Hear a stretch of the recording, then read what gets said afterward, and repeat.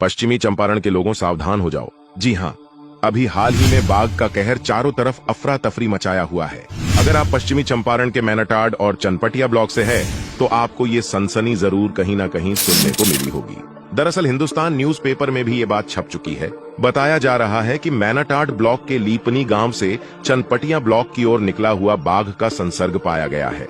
बाघ का सबसे बड़ा आतंक का खौफ लोगों में तब जगी जब मैनाटाड के पुरैनिया गांव के सरेह यानी खेतों में एक नील गाय को बाघ शिकार करके और उसे खाकर फिर लीपनी की ओर बढ़ा।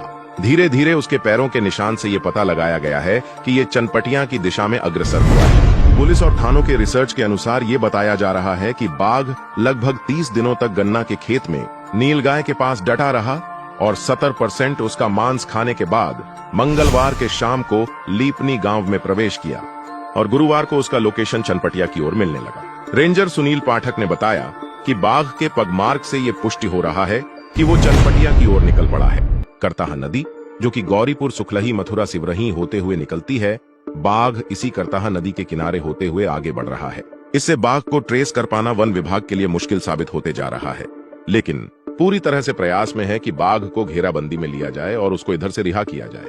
यह मुद्दा समस्या का विषय इसलिए बनता जा रहा है क्योंकि बाघ जंगल की ओर रुख नहीं कर रहा है, बल्कि रिहायशी इलाकों की ओर नदी के किनारे होते हुए आगे बढ़ता जा रहा है।